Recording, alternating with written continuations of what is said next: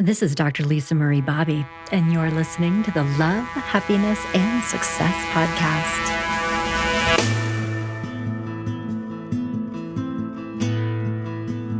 Are you in the military or partnered with someone who is? If so, you know that military relationships are a very unique thing. They have many strengths, they also have challenges, and today's episode is all about how to understand military relationships and how to keep them healthy and strong for the long haul.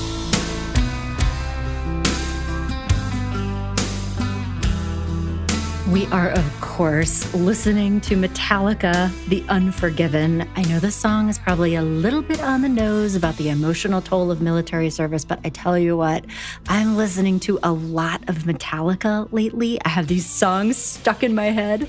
My child is a teenager. He's an aspiring guitarist. He plays the electric guitar.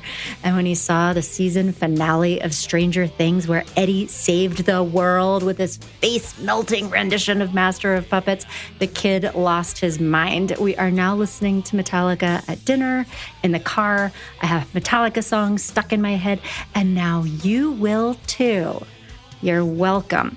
Incidentally, on the subject of Metallica, it appears they actually have an extremely cool training thing, like a guitar tutorial program that they're doing for musician. It's called How to Play the Guitar Like Metallica. And I am not a paid sponsor, but I have watched all the videos with my kid because he wanted to take them. And I thought they were super cool and very well done. So if you would like to get your Metallica on at home, check out musician.com. Okay, veering back from this very extreme tangent. As I mentioned, today we're talking about military relationships and truly the unique challenges that they face. But we're also going to be talking about lots of pro tips and actionable things that you can do to have a fantastic relationship if you are in the military, if your partner is in the military, or even if both of you are in the armed forces. There is a path forward. We're going to be talking about how to handle things like deployments, the time commitment that being in the military takes, some long distance relationship issues that creep into these situations, and also about, the emotional toll that being in the military can take, whether or not you have been traumatized by your service, which also happens. But most importantly, you'll be leaving this conversation with some takeaways about what to do and where to get more help and support if you need it. And my guest today, I'm so thrilled he's joining us, is my colleague, Jesse. Jesse is a licensed marriage and family therapist who's practicing in our collective here at Growing Self Counseling and Coaching. But I'm really excited to talk to Jesse because not only is he a relationship expert, he is enlisted himself. And before he became a marriage and family therapist, he spent nearly 20 years as a medic in the U.S. Army. And through that experience, he learned a lot about military culture, military relationships, the unique pain points, and also how to manage them. He continues to serve in the Army National Guard in his time while he is not working with individuals and couples here at Growing Self. So, Jesse, thank you so much for joining me today. I'm really, really glad you're here. I'm so happy to be here. Thank you for having me. Yeah. So, if it's okay, I'd love to start this conversation by just helping our listeners understand a little bit about your background and why, people in the military or who are in love with someone in the military has turned into such a passion for you professionally. Absolutely. So, yeah, I am in the Connecticut National Guard. I am a first sergeant for the 141st Medical Company Ground Ambulance Unit. I've been in the military now for 20 years. I actually was headed toward a career in medical in some way, being a military medic. And while I was doing that, I got the opportunity to have a bunch of different trainings that the military thought were very important for medical providers to have, some of which being the suicide intervention program assists through LivingWorks. I got trained as a trainer for that. I also became a master resiliency trainer in the military. The University of Pennsylvania School of Positive Psychology put together like this big resiliency program that the military adopted a version of for themselves. The military thought it was very important that members of the military be equipped with tools for helping deal with like stress and anxiety and all the like different things that life throws at you. And so I became a trainer for all of these things, and I really enjoyed it like a lot. The getting the opportunity to deal with different types of wounds, if you will. As a medic, right? If somebody got hurt, like I know what to do. I'm like, oh, they broke a leg or they sprained an ankle or they receive some other type of injury. Right? I've got a plan. I know what to do. But I feel like so many people have wounds that you can't see, right? As far as like the mental health things, and I was really intrigued by that. And then I started looking into actually changing what I was doing, and I started looking at graduate programs for become a therapist. And then, in particular, marriage and family therapy was the one that kind of drew me. I have a belief that our relationships are very foundational in our lives. And if our relationship is going really well, right, it equips you to be able to deal with whatever life throws at you, whether it be work, things going on in our country, friends, family, etc. And if our relationships aren't very stable and if they're not going well, right, after getting through with 10 rounds out in the world, going and doing 10 rounds at home, really, it's so much harder to deal with everything. And I've seen a lot of that in the military. As you can imagine, there's a lot of stresses on a relationship for anybody who's in the military, regardless of whether it's active duty or the reserve component. And I was like, wow, if I can do something to help people have happy, healthy, safe relationships, I can impact their life in so many ways. And so that's where I ended up really, really specializing in working with couples and building like relationships. Oh, that's awesome. Thank you so much for sharing that and completely, agree that relationships are so foundational. Like we need that connection, that soft place to fall. And it's such a important part of overall wellness, but and like resiliency. And it is also true that military relationships have some unique challenges, don't they? The demands and time and energy and effort, whether it's active duty reserves, can be quite substantial. Also, depending on the role that that person has in their particular unit. And it's just you miss a lot of important things, and sometimes significant others don't understand why you can't like take a day off or why you have to be there for this particular thing, and it can sort of start to get in the way. Yeah, like with any other sort of job or a career, I mean, you have a certain level of autonomy that in some ways you don't in the military, even if, your partner has needs or there's some personal thing going on, like you have these obligations and you have to be there, and that means a lot of time away. Yeah, and I'll say I think from my personal experience at least, I believe that that culture in the military is getting better.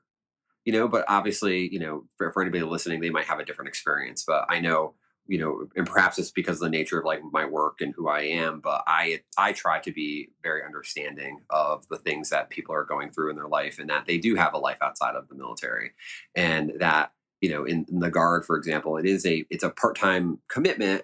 It's a very important one, but things come up, and where I can give latitude for people to be present for their families and things like that, right? I'm going to try to do that. I think it also not only helps them, balance that life of military and personal life, but also, if they're feel supported by their unit and they feel like it's okay for them to have like needs and outside of the military, and if we can meet them, then I'm going to try to do that. And I think it just morale goes up, right? And then people who are happy tend to stay around longer and do better jobs, right?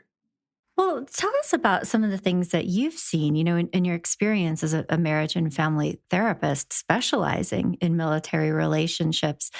So a lot of time away, less flexibility, and perhaps other variables too. But what do you perceive as being like the consequence? The things that people in military relationships often feel or struggle with that we might be able to help them with. Sure. I think it's from like two different. I think, two different lenses that we can look at it from, right? One is from the military member themselves, and then also the other would be like the spouse or the significant other. I think in thinking about the spouses or the significant others that aren't in the military, right? Because there's also dual military relationships that have their own, their own challenges. But for the spouse or the significant other that's not in, a lot of times they can have like this sense of a lack of identity, right? Because the military member's life and career really dominates their relationship. Yeah, I could see that. They get moved around a bunch. It's hard for them to sometimes hold down a career of their own, depending on what their job is. They get uprooted frequently, or they tend, sometimes they have to then also be solo parent or solo person for long periods of time. They sometimes they struggle with a sense of purpose. Like, what am I do? What is my purpose outside of I'm the spouse of Captain so and so? I could see that, because it's like their life in a very real way is organized around their partner's career. And from basic things like your home to your friend group to your own career to what your life is like day to day must feel like it's of secondary importance in some ways to your partner's career aspirations. And I'm maybe projecting here, Jesse, as I often do, but I am wondering if that leads people to feel like resentful after a while. I mean, is that the feeling, or is it more that lack of purpose? Like, who am I? I don't have my own identity. Because I can imagine like feeling actively bad about that. Oh yeah. I've seen both, right? But certainly, right. I think resentment can sort of build in, and then and we know that resentment is one of those. Resentment and contempt and things like that are really toxic to relationships. And it's there's this feeling of I've sacrificed so much for you for this relationship, and if it's not being appreciated or reciprocated in some way or acknowledged in some way, it can really start to lead to negative feelings that they're having about like their spouse, their relationship, everything that's going on. Oh, yeah. Oh my gosh. That just like put things into crystal clear focus for me, Jesse, when you said that, because it's like, in a normal relationship, everybody has ups and downs and like periods where your partner isn't being quite as gratifying as you would like them to be. But I could totally see being in a military relationship if your partner is, I don't know, being sort of garden variety annoying, like with everything that you have sacrificed to like make this work for them. And now you're not, I don't know, like being the most perfect partner in some ways, like that would feel very fraught, wouldn't it? I mean, that must be a lot of pressure on the military person. I think so, and I think a lot of times a military person just wants their partner to understand, right? Like the culture that's happening, and a lot of times their hands are kind of tied with a lot of the things that are going on, and they will struggle sometimes to make their partner feel like a priority in life, and it's important to try to do that because their demands of their time are so great. No, definitely. But do you find so certainly like a sense of helplessness? I'm curious though if you find that like military people partnered with people who are not in the military almost feel like they need to be a more extra special perfect partner and aren't like almost don't have enough as much leeway to have sort of normal human imperfect. I mean, I'm just sitting here thinking about like, okay, so somebody's like deployed for half a year or their partner is on their third move in a year, whatever it is. And then you have the military person like, just having one of those days and they don't feel like doing anything and they're sitting on the couch all day playing video games and they don't really feel like talking. In a normal relationship, that would be like maybe low level annoying, but in a military relationship, I could really see it being like World War III. Like, how dare you? Do they have to be more perfect? Perhaps I think certainly it's one of those things in the back of the mind, and and I think as long as I don't like seeing in any relationship people like weaponize things against their partners, and certainly I can see the spouse or significant other at times if they reach that high level of frustration or resentment, utilizing the fact that they've uprooted their life, their career, etc to hitch their wagon to the ship that is going in random directions, right? And be like, hi, I gave up this for you and I've done this for you, and like weaponize that. I think that's not generally constructive. in most relationships to do that. And, I try to get people to not do that Right. because That's one it's of the very goals. damaging. Yes, it is. Yeah. But I could see how that dynamic, there's maybe more of a vulnerability. And then, I mean, I can't help but thinking that, to sprinkle in a little post-traumatic stress in there with the military. And I don't know how prevalent that is in the military, population, but it's not uncommon for people to go through some really hard things. Yeah, we'll see a lot. I think you see the full gamut of mental health issues in the military, and it's a microcosm of the world, right? So we have a lot of that, and then certainly depending on their particular experiences, they may have PTSD, there might be substance abuse issues, there might be all these types of things that go on that certainly can make things more difficult, and then especially if there's a great stigma about treatment, that's the other thing that can certainly get in the way, right? Whether it be the stigma about like, what will the military think about me trying to get treatment or help for these either individual issues or even just going to like couples counseling and everything, or even just like the, culturally, whether it be men, if we're thinking about like the stereotypes, right? Like men do not typically reach out for as much help, like in the mental health realm, or not as in touch with their emotions theoretically, right? Because of like the messaging that they received growing up. And the military certainly has a spectrum of like very masculine, it's like this masculine guy thing, right, where you're in the military, you're strong, you're tough, you don't show your emotions. And getting someone like that has that messaging growing up, to be vulnerable with their partner or be vulnerable to like go ahead and do that work can be sometimes challenging. Yeah, definitely.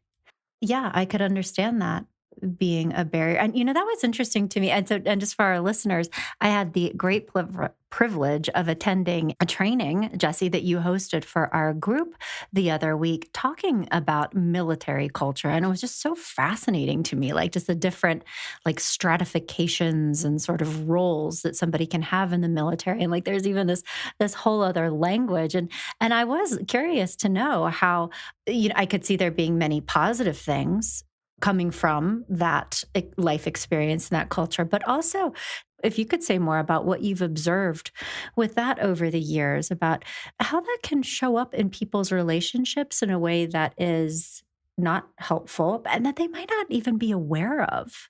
Sure. One thing that certainly one thing that can happen I've seen is, in the process of having like a fight or argument, disagreement or something, right? The military member will frequently shut down. They'll kind of like yes, ma'am, or yes, sir, their way out of like arguments, right? And the sort of like agreeing and not engaging and everything, right? Their partner might escalate, and then they're like, I just don't want to deal with this, right? So that lack of communication there can frequently happen. Do you think that's amplified because of their military experience? Because that is not an uncommon dynamic in couples anyway, but you think it's more so? Sure, I think so. I think so, even myself personally, I think there have been times in my life, right, in like relationships where I would certainly, my partner wasn't pleased about something, and maybe they were reacting in a way that wasn't, ideal, right, and they're, they're angry, and then I just like, kind of like yes, ma'am, my way out, right, or get into my, my military, like there's almost even like a body language shift as like the argument progresses, and you can tell that's like, you're completely checked out. You're like, nope, I'm not going to engage in this. And, especially when someone's like yelling at me or something like that, and you just like, just nod your way through and, not engage. Right. And that ends up being like an unhealthy style of communication. Right. Not being able to engage with whatever it is that's going on or addressing like underlying need that your partner has at the moment. Yeah, and kind of almost conditioned because in really intense situations to shut down the emotional piece and sort of go into a mindset of whatever I need to do to like get through this with the least amount of damage possible. I could see that. Whereas in contrast, that what we know around healthy communication is that as challenging as it is, we have to stay connected to our feelings, at least to a degree in those moments, in order to be able to like respond in an empathetic way. And so you're saying that sometimes it can be harder for military members who've had a lot of training around like, got to get through this. Yeah, absolutely. Yeah. And then I also I try to emphasize to people too, and this is like goes whether you're in the military or not in the military, right? We have this, we leave the door, right? We go out into the world, we go to our jobs, we put on our armor per se, right? To like go out into the world.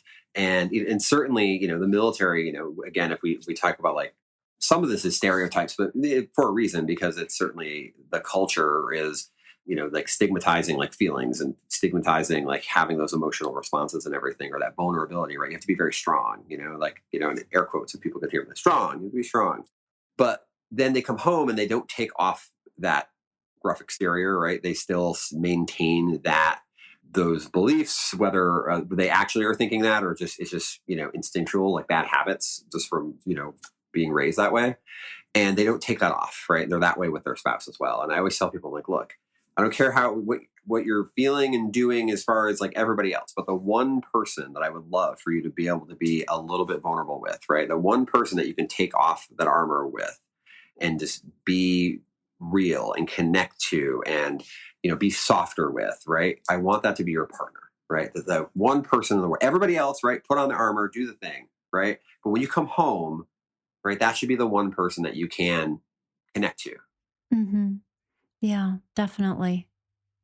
This is interesting because, like, what I mean, and we've talked about this on past shows. I think that in many ways, men kind of get the short end of the stick in some ways in terms of their socialization, right? Around communication, around the emotional intelligence, like their feelings. And I think that we have this kind of toxic masculinity culture, in America in general.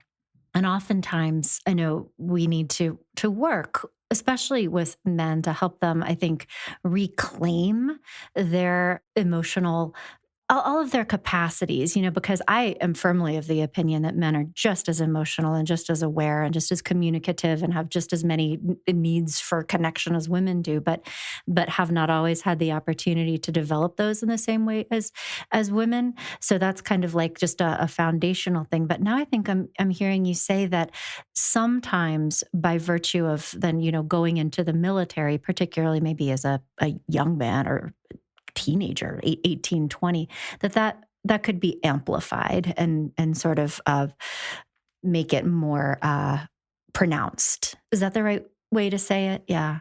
Absolutely. Yeah, right. And if you think about it too, somebody coming into the military at, as young as 17 years old, you could go to boot camp, with your parental consent at that age, or, certainly 18 and everything, right? You're still forming your general, you're still forming like who you are, and depending on the culture of the units that you're in and things, right? Certain things are going to be celebrated or certain things are going to be frowned upon. And, right, you kind of build that into part of your identity. And then, right, then we're going to jump into relationships and, and it's certainly at that age, right, we barely know how to function in a relationship. It's a lot of trial and error and everything as early adult life, figuring those things out, right? And then, then we make mistakes, right? We don't know how to communicate our feelings, and we're struggling with that, right? It can really impact our relationship. And then on top of that, let's just add in, deployments to places that are very dangerous, or even without that, just like the demands about going to different military schools. So it's like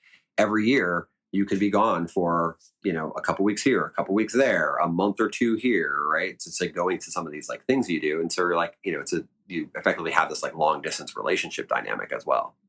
Talk a little bit more about that. And particularly, I'm imagining in like the early stages of building a relationship, the first like year or three, that a lot of that is in a long distance kind of context. And what that does, do you think, to like the foundational creation of a relationship that starts with somebody, at least one person being in those circumstances?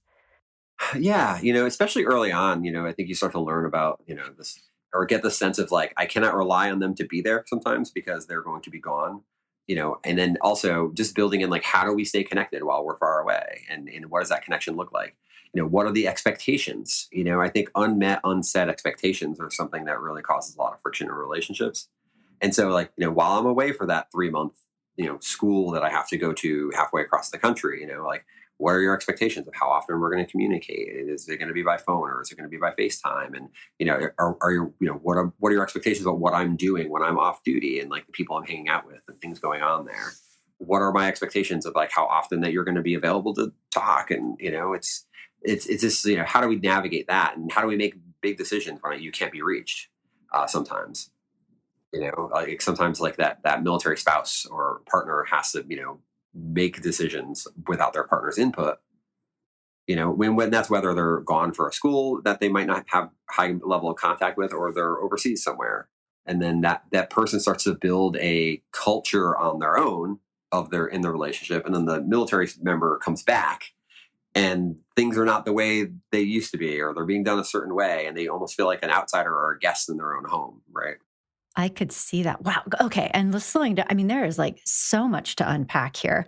But like, so if we kind of like break this down almost into different like stages of relationship, like you were talking at first about somebody or a couple, maybe being in an earlier stage relationship and also needing to have pretty in-depth conversations that maybe a lot of couples don't around what are your expectations for how we maintain our connection. Let's talk about your love language. Like, but I'm almost even seeing that as being almost like a very productive and positive growth opportunity, especially for a young couple who's really has to have conversations like that if they want to have a partnership that endures. I mean, it's much easier, to like date somebody and not have any of those conversations. But I wonder if that's almost like a strength for some couples who start in that way. Certainly, right? I Yeah, mean, certainly, I think there are, we talk a lot about like some of the challenges, but I think military relationships also do have a certain level of strength and resiliency to deal with topics or events that happen that, non-military relationships would be much more of a struggle, because it doesn't happen very often. It's like your partner's going away for a year. Like what? Like in most relationships that would be, unheard of to be able to do that. But like these military relationships, they're like, yeah, no, like that's part of the job. That's part of what the expectations are. You kind of build in these like strengths of, it's like, oh yeah, we're used to this, right? We're used to them being away periodically. We're used to them, being gone at a short notice sometimes, or things like that, right? We kind of build in those strengths to be able to handle that. Um, I know like for me, there are times in my life, especially depending on like the what's going on in the world, where, I would be, I'd be like, dating, and I'd be like, so just so you're aware, right? Like I'm in the military and I have demands on my time that are going to take me away periodically. And I'm gone for, it's guaranteed every year that there's going to be a couple weeks that I'm away, and I could get activated and deployed overseas or wherever or something. So like, how are you with that? Right? Like, is that a thing that you're, can wrap your mind around, and I've had some people that would tell me like I couldn't handle it if my partner was away for a week, and I'm like, this is not going to work. Like, yeah. But that's good though to have those like authentic conversations. And also I could see a real strength for a couple is having this like a certain level of independence and autonomy kind of baked into it. I mean, you would really need to have your own inner life in some ways that is different maybe than a couple who was able to live together all the time or be together all the time, because you don't have that. So you would need to have other stuff going yeah, on. and I mean, I would want that for any relationship, Of really. course. That But ability, that's a health factor. yeah, Yeah. right. It's definitely. I think it's very healthy to be able to have an identity outside of your relationship, right? And things that keep you, occupied, interested, thriving. That don't have anything to do with your partner, and that certain level of independence, I think, is really healthy overall. So you don't put everything in the relationship basket, because then if for some reason the relationship doesn't work out, then we're starting at zero, and really, talk about like identity crisis at that point. Yeah. Oh, for sure. Well, and another thing, and this may not be true. This could be an outdated statistic, but as we're talking, I think I heard somewhere that military couples or people in the military tended to marry younger than the rest of the population, or have less of a courtship phase than some other kind of demographics. And I'm wondering, A, is that true to your knowledge? And B, if it is there sort of this systemic pressure to marry in order to like be able to have your partner like move with you or live on a base where you're stationed at? Like, I guess, are those things available to just like committed couples, or do you have to be married in order to do those things together? Like, Yeah, so it's interesting. I have not been privy to like actual statistics on like the age of military members getting married. However, there are a lot of like jokes and stereotypes about it. So it's got to be rooted in some level of truth, if you will.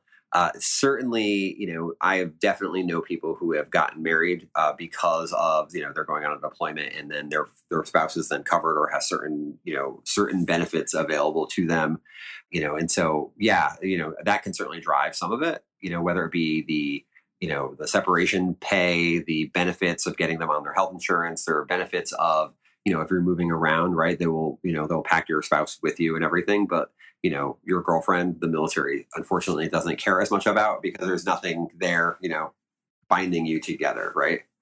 Yeah, well, Yeah, I was just curious if that kind of systemically sort of nudges people towards getting married before they maybe would have otherwise in terms of their readiness or having gone through the process of making sure that this is my person before they get married, and if that ever leads to kind of consequences down the road, but maybe I guess we could speculate. absolutely. Yeah.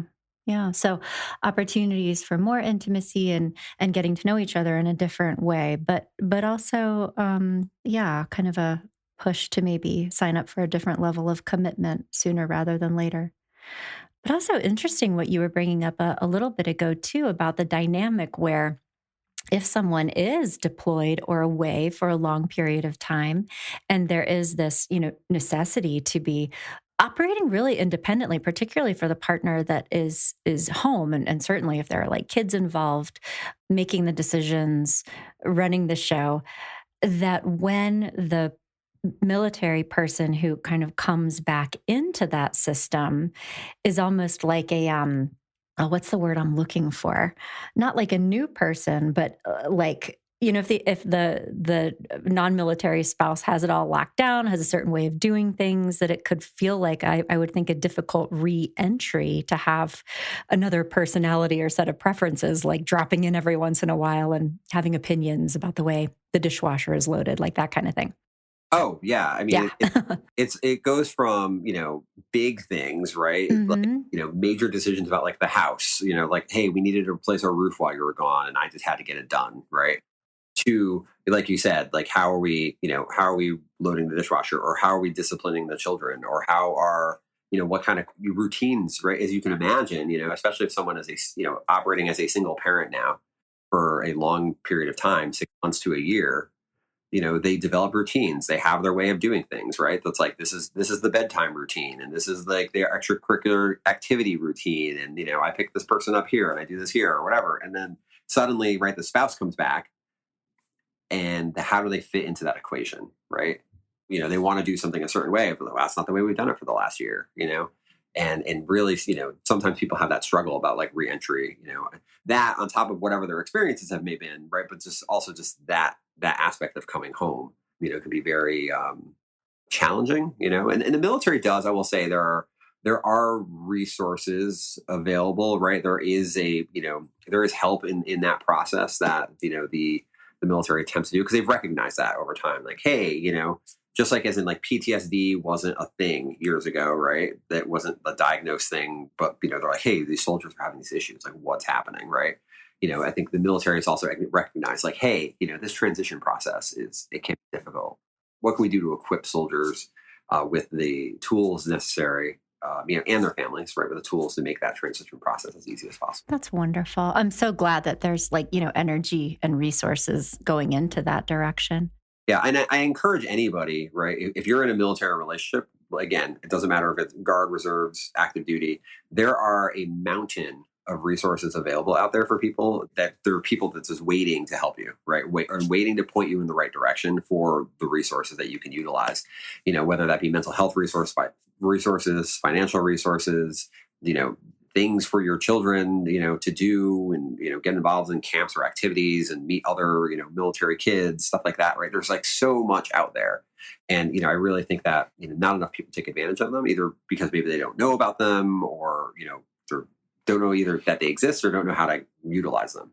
Yeah. Well, that's so awesome to know. Like in some ways, there are circumstances that are certainly more challenging, but that, like you were talking about in the beginning, it's almost like having this other person in your relationship, that there's also a lot of support from this other person in your relationship, that you don't just have to rely on your partner, that you're sort of in the system as well. And that's a real strength. And so I know we've been talking about a lot of different facets of this experience, but would it be okay to ask you about professional recommendations as a couples counselor? Some of the most common things that you've seen military couples struggling with, and obviously, I know this is a podcast, and people who come into you for couples counseling, like it is a months long process, so we're not going to meet everybody's needs in this conversation. But I am curious if you'd be willing to share just some ideas or tips or practices that you've seen could really be helpful for couples or families struggling with some of the issues we've been talking about today. Yeah, I think one of the first things I like to talk about with my couples about is, really trying to figure out what's a need that isn't being expressed in whatever it is that your partner is expressing frustration about, right? There's usually some underlying need, want, desire, differences in priority, things like that, and that can certainly help a lot. If I could tattoo one word on every person, every couple that I ever worked with, it would be the word curiosity. I believe that when you're curious, you're asking questions, right? And when you're asking questions, you're usually not judging your partner, right? Because judgment is cancer in a relationship. It gets in the way of compromise. It makes you not feel good about your partner and everything, right? But if I'm curious, I'm asking questions, right? And that curiosity goes a couple different ways. One, I think the base level of curiosity is like, how was your day type of like questioning, right? And that's like you barely get a passing score, right? You're like, okay, you're curious about something in their life, but there's like all that, like, what makes them happy? What's something that they find fulfilling about their job? Who is their enemy, right? Whatever, like, all those things. But also, I want to get curious about if I say or do something that causes my partner to have a reaction, right, or bristle in some way. I want to be curious. It's like, why is it that made them upset? What about what I did caused them frustration, right? In a curious way, right? I want to figure that out. Or if I bristle, if my partner does something, right, before I react, I say like take a breath, save a marriage. It's like one of the things I say a lot, That's another thing to get tattooed on yourself. right? Before I react, I want to be curious about myself. Like, why is it that was frustrating, right? And then if there's a difference between saying to your partner, that upset me. I'm mad. I was like, okay, thank you for letting me know, but like, I need more information than that, right? Versus like, hey, when you call me that pet name that I find so annoying and you never stop calling me, it reminds me of my ex-wife. And every time I think about her, I get really frustrated and, whatever. So every time you say that, it puts me in that place. Right now, it's like, oh, there's a reason why that upset you, right? Just use like a random example. It certainly helps if you can get an understanding of what your partner is going through, what their needs are. It can drive a lot of good conversation and good connection with your partner. And then the other thing is that we fall into a series of thinking traps. And, like the two most common ones that I see in, anybody, certainly, it would be mind reading. Like, I believe I know what my partner is thinking without them actually articulating that. I That sometimes totally shows, do that. um, so that mind reading one is really big. And, it's also shows up in the like, you should know that already. I shouldn't have to tell you that. My husband does that one. We make a great team. Yeah, so I certainly would, ask questions, right? That's again the curiosity piece. That's a big one for thinking traps you fall into. That and like jumping to negative conclusions with our partners.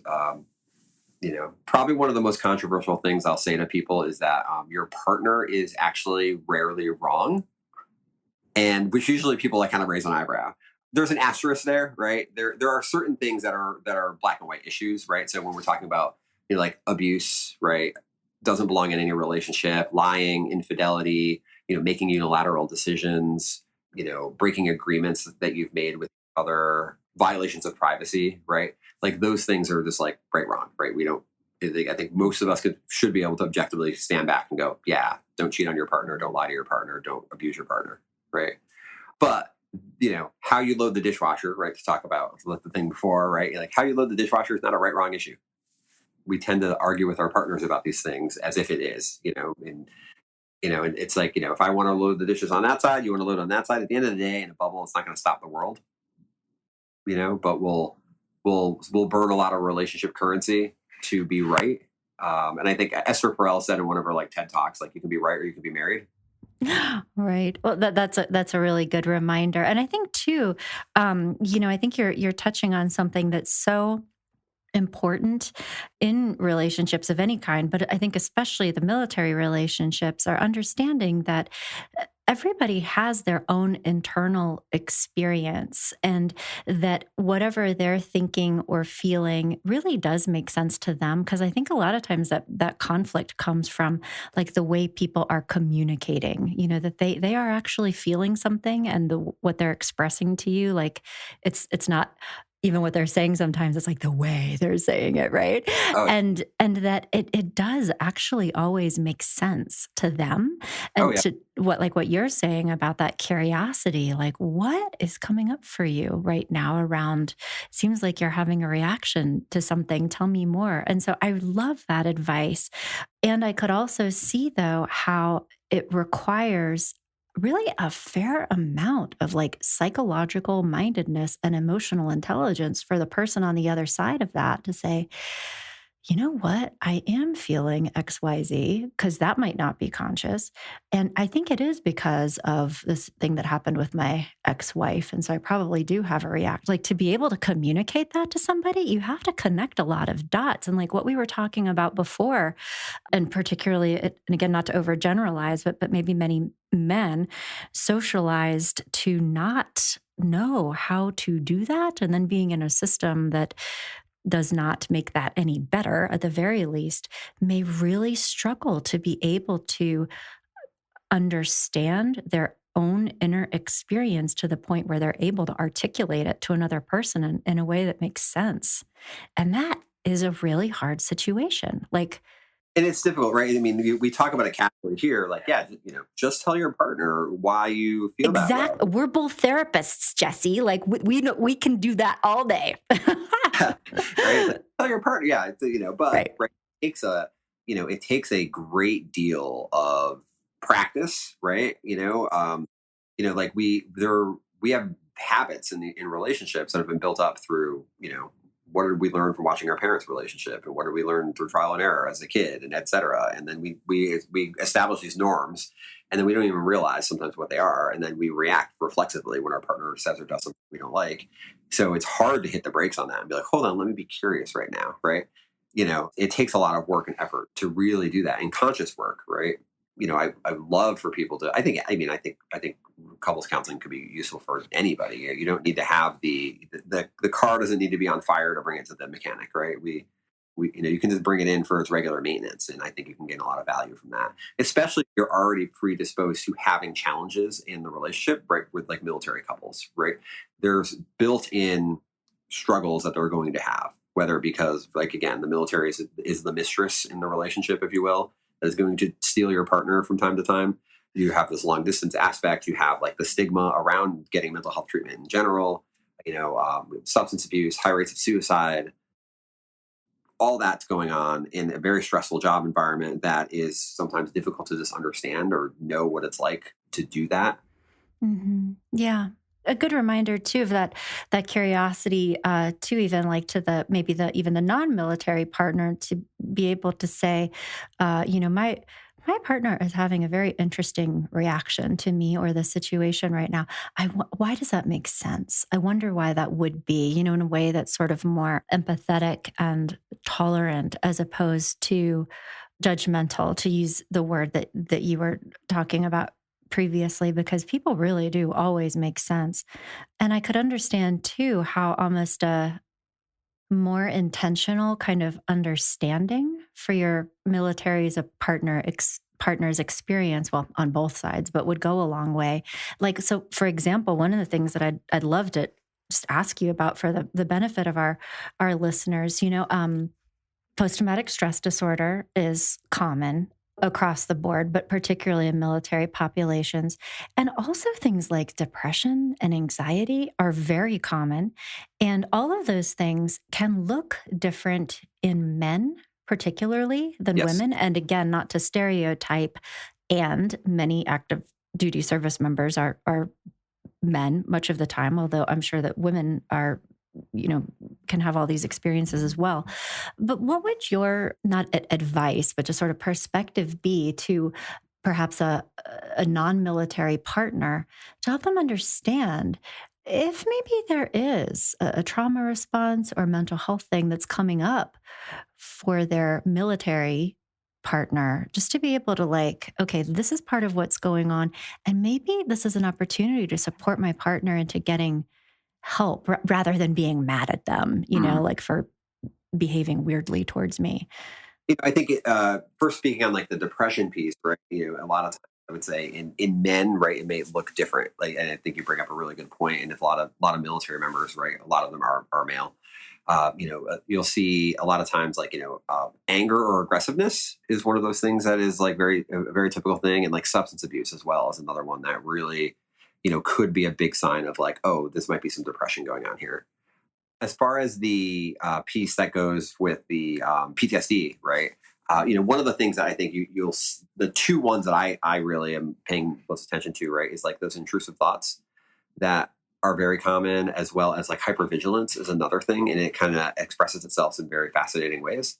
Like that hypervigilance could be, I'm always on alert for danger, thing.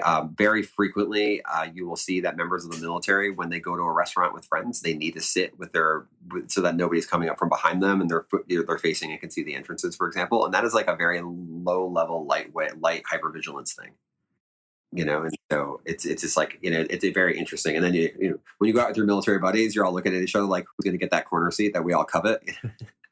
But you're with your buddies, right? So like you're actually a little safer. You're like, okay, I know they got my back, right? It's very fascinating. You're there with your squad. All right. Right. But like, Okay. I've definitely, I've been with partners who they know exactly what seat I want when we go out to eat together. Right. So it's fascinating.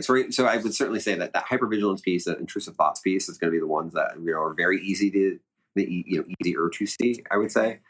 And then also, right, I would really pay attention to like, how are they expressing their emotions, right? Are there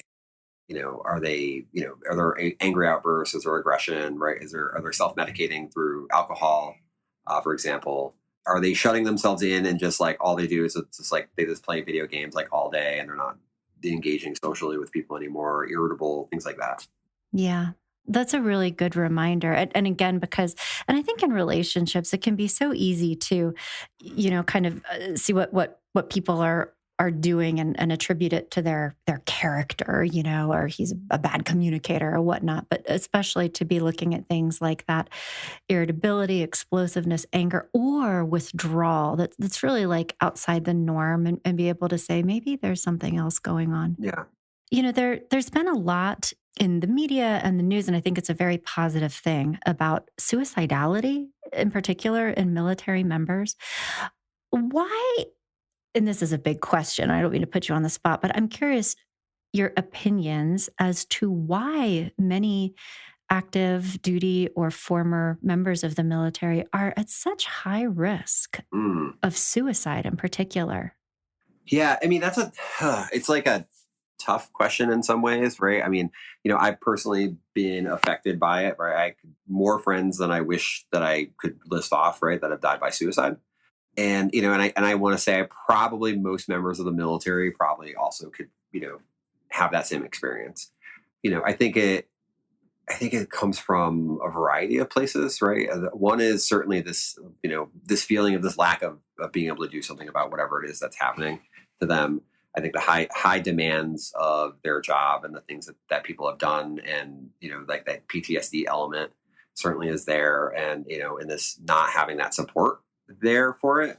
But again, I think the military is doing a much better job now of destigmatizing mental health care, about giving people resources for suicide, and resources to prevent suicide, and really try to take care of people better. The other thing too is, right, if we look at it, and I don't know the numbers for this myself offhand, but if we look at the amount of men versus women who are dying by suicide in the military, right? I'm just because of statistics, right? It's going to likely be much, much higher in men. And then also in men, they have a higher rate of suicide completion, right? Because of the methods that they typically choose for it. Yeah, right. So the access to firearms, things like that, right? That are higher, much more violent methods of suicide that are higher rate of success, right? So I think you're going to see that as well as far as the statistics go. So yeah, right. I think it's a problem, right, that we're still trying to address. And I'll say this too, right? No matter how good, right, you have all the support in the world, all these things, right, there are still people that are going to die by suicide, unfortunately, right? And it's tough, right, trying to catch them all, right? Try to Oh, absolutely. Well, and the terrible thing, and suicide and depression really is that it really takes over someone's brain and starts telling them things that aren't true, but it feels true to them around like it's hopeless, helpless, never going to be better, all these terrible things. And so, because of that, people who are in that space or entering that space really do need help from the outside frequently. Can you just say a little bit about what to be watching for if you are partnered with someone in the military, or your child or brother or sister or sure. friend is a military member? Like, what are some of those warning signs that you as their loved one would need to say, okay, it's time to do something to help them Yeah, that they might not want, yeah, and we're doing it anyway? yeah, yeah. Yeah. I think and it's weird, right? And maybe it's because of this the nature of my work. I feel like I've heard this so many times, right? Like, what are the warning signs? And like, people start giving away their possessions, or they start talking about, like, what it'd be like if they weren't here, or you'll see them isolate you know um, and acting like different, right? And like kind of cutting themselves off from people. But then also there sometimes is this weird moment of things seem really really great, and also because, right, if they have a lot of these problems, they're like, oh, I have a solution to this problem, right? They like, it's like kind of this like release moment where you might not see certain signs like that, right? Or you might be like, oh, things are getting better. So I think certainly really just like paying attention to your partner and being curious is going to be one of those things. And also not being afraid to ask them very direct questions about it, right? Like, are you having thoughts of suicide? Are you thinking about killing yourself, right? And being very extremely direct about it. You're not going to put the idea in someone's head. You're not going to ask the question. They're going to be like, wow, man, I haven't thought about that before.